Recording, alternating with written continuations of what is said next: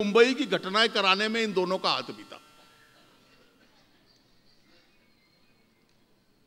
और अमेरिका में वो अचानक पकड़े गए तो वहां की सच्चाई और वहां से पूरे सबूत कि केवल यही लोग इस षड्यंत्र में शामिल नहीं थे, पाकिस्तान की आईएसआई, लश्कर ए तौयबा, ये उसके फ्रंट थे और उनके माध्यम से ये सारी घटनाएं हो रही थी। ये जो आतंकवादी मुंबई में घुसे थे, पाकिस्तान में बैठे जो लोग उनका संचालन कर रहे थे, उनके हैंडलर्स थे, वो इन एजेंसीज के लोग थे। हमारी इन्वेस्टिगेशन को ताकत मिले, इन विषयों के बारे में हमें सोचना पड़ेगा। मैं सभी राजनीतिक दलों से, सभी सिविल सोसाइटी संगठनों से इस बात की अपील करता हूं कि जितने भी गृह राजनीति में हमारे मतभेद हैं, वो मतभेद रहेंगे, लेकिन देश की सुरक्षा को लेकर तो एक सोच बने।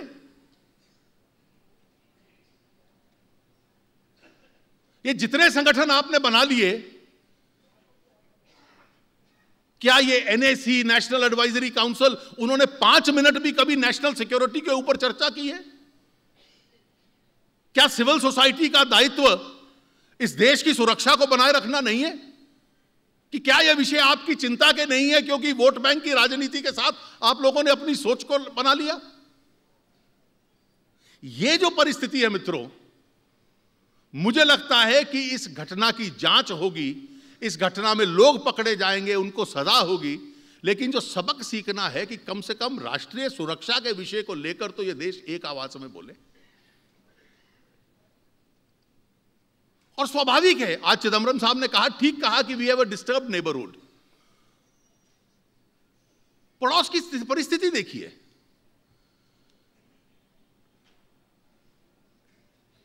एक बहुत आजकल लोकप्रिय पुस्तक है पिछले 1-1.5 वर्ष से, जिसमें यह संकेत आता है कि अमेरिका के राष्ट्रपति ओबामा साहब की सोच क्या है। और उस सोच में से एक बार उभरती है कि किसी भी देश के लिए जो सबसे बड़ी चुनौतियां होती हैं उसकी विफलता की, उस विफलता की चुनौतियों में से वहां शासन और प्रशासन खराब चले, बैड गवर्नेंस, वहां भ्रष्टाचार हो, करप्शन, वहां आतंकवाद हो और वहां परमाणु ताकत हो। So bad governance, corruption, terrorism, nuclear ability potential. पड़ोस में देश है, ये चारों उसके विभिन्न पक्ष हैं जो वहां मौजूद हैं। वाजपेयी जी की सरकार थी तो सरकार का स्पष्ट रवैया था कि आपसे बातचीत तब होगी जब पाकिस्तान की भूमि से आतंकवाद भारत के खिलाफ समाप्त होगा। जनवरी 2004 में वाजपेयी जी और राष्ट्रपति मुशर्रफ के बीच में जो फैसला हुआ और जो कम्युनिकेशन जारी हुआ, उसमें यही था कि कंपोजिट डायलॉग, पूरी समक्ष बातचीत तब होगी जब पाकिस्तान की भूमि से आतंकवाद भारत के खिलाफ प्रयोग नहीं होगा। लेकिन शर्म एल शेख के बाद जो चर्चा शुरू हुई कि बातचीत तो चलती रहनी चाहिए, बेचारा पाकिस्तान भी आतंकवाद का शिकार है। आपको बहुत शौक है बात करने का, लेकिन यह कल्पना कीजिए कि बातचीत का जो आप कर रहे हैं उसका परिणाम क्या होगा। उसका परिणाम निर्भर करेगा कि पाकिस्तान के भीतर स्थिति का निर्माण कैसे होता है। वहां खुलापन आ जाए, वहां आतंकवाद से दूरी हो जाए, वहां आतंकवाद रोकने का प्रयास हो, तो ठीक है, बातचीत आगे बढ़ सकती है।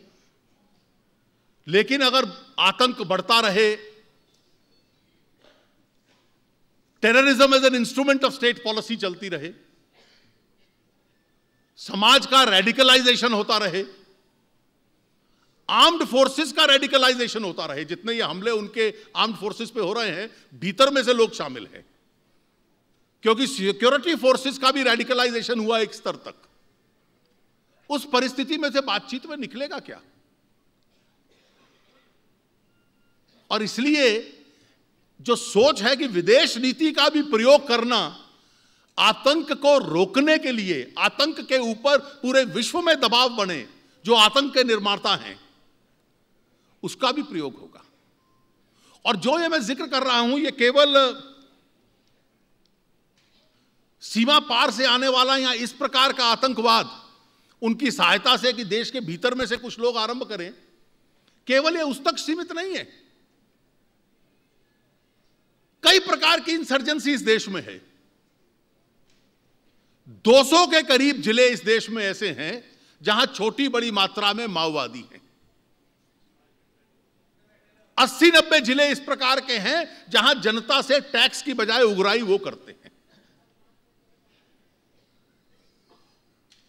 और वो कोई समाज के सुधारक नहीं है, वो कोई गरीबी के उन्मूलन के लिए नहीं आए कि पॉवर्टी एलिविएशन कार्यक्रम लेकर आए हों।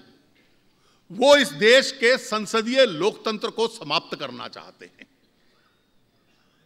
और जो संसदीय लोकतंत्र को समाप्त करना चाहते हैं और उनका उद्देश्य है कि किसी प्रकार से हिंसा के माध्यम से, आप उनके नारे पढ़िए, उनकी वेबसाइट चलती हैं, उनका साहित्य आज उपलब्ध है। जो पुराना चाइना के अंदर माओ के जमाने में नारे थे, वो आज भी नारे 2011 में उनके नारों में वो नजर आ जाएंगे। Power flows from the barrel of a gun, बंदूक की नली में से सत्ता निकलती है। Enemies armoury is our armoury, जो दुश्मन के पास हथियार हैं, और दुश्मन कौन है? पुलिस, सेना बल, सुरक्षा बल। उन पर हमला करके उनके शस्त्र ले लेना, उनका प्रयोग करना। और राज्य सरकारें जूझ रही हैं। एक स्थिति तो ऐसी आई कि हमें लगा कि गृह मंत्री जी ने आरंभ में बड़े ताकत के साथ उनके खिलाफ बयान देने शुरू किए। आरंभ में चिदंबरम साहब ने बड़े कड़े बयान दिए उनके खिलाफ। पार्टी के भीतर से विरोध पैदा हो गया। उनको भी लगा कि भाई मैं तो आगे बढ़ रहा हूं और पार्टी साथ है नहीं। और फिर कहने लगे कि ये राज्यों का मामला है, राज्य इसको देखें। आज आप परिस्थिति देखिए, उनके पक्ष में अभियान करने वाले लोग पैदा हो गए। सुप्रीम कोर्ट का जो निर्णय आया है, जिसके तहत केवल छत्तीसगढ़ में नहीं था, आज मणिपुर में है, नागालैंड में है, मिजोरम में है, आतंकवाद के दौरान पंजाब में था, आज जम्मू कश्मीर में है। डोडा और राजौरी के इलाकों में, जिसको हम विलेज प्रोटेक्शन कमिटीज कहते हैं, हर गांव अपनी सुरक्षा के लिए एक समिति बनाता है। हर गांव में 2-3 नौजवानों को हथियार दिए जाते हैं कि कोई आतंकवादी गांव में आए तो गांव की रक्षा करना, और जब तक तुम रक्षा करोगे तब तक पुलिस और सेना वहां पहुंच जाएगी।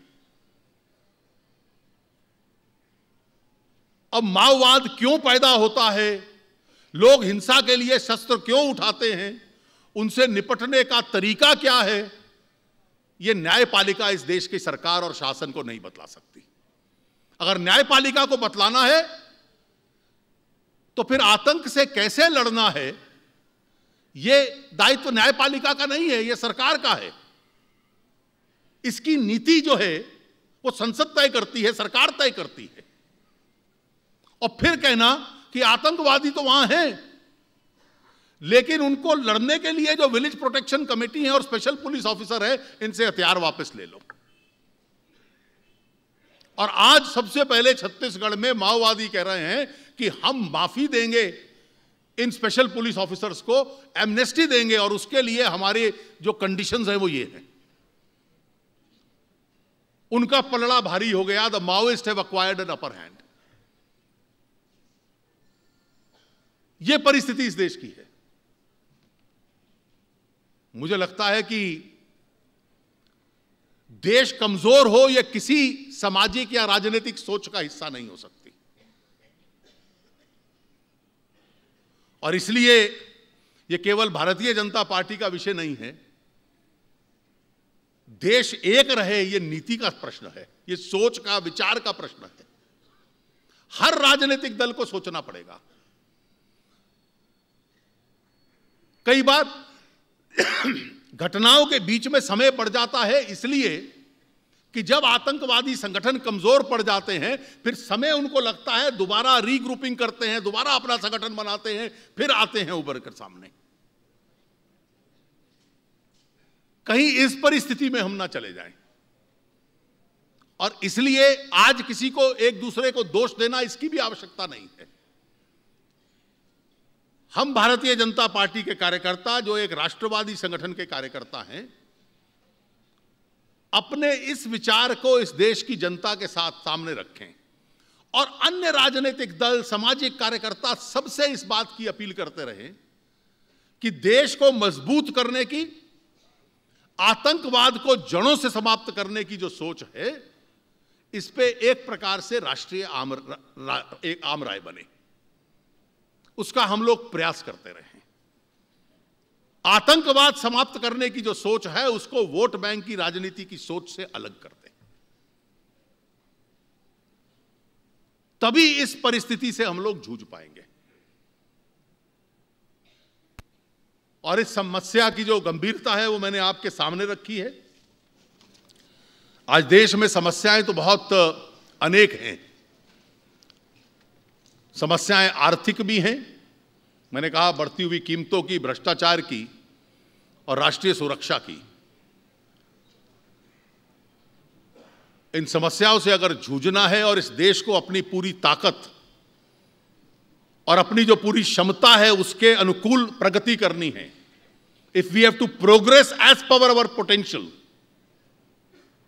फिर यह भी आवश्यकता है कि इस प्रकार की घटनाएं जिसमें राष्ट्रीय साधन भी लगते हैं, देश का जान माल का भी नुकसान होता है, देश का भी नुकसान होता है, इनको हम लोग समाप्त करें और देश को एक बार मजबूत बनाकर इस देश में राष्ट्रीयता की वो भावना जो इस देश के आतंक को जड़ों से निकाल दे, उस सोच को और फैलाने का हम लोग प्रयास करें। आप लोगों ने आज के इस कार्यक्रम का जब आयोजन रखा था तो उस वक्त सोच थी कि अन्य विषयों के ऊपर ज़्यादा हम लोग बोलेंगे, लेकिन मैंने कहा संदर्भ बदला तो इसलिए आज का थोड़ा विषय भी बदला। आपने मुझे इस कार्यक्रम में आज बुलाया, विजेंद्र जी, आपका और आपके सहयोगियों का बहुत बहुत धन्यवाद।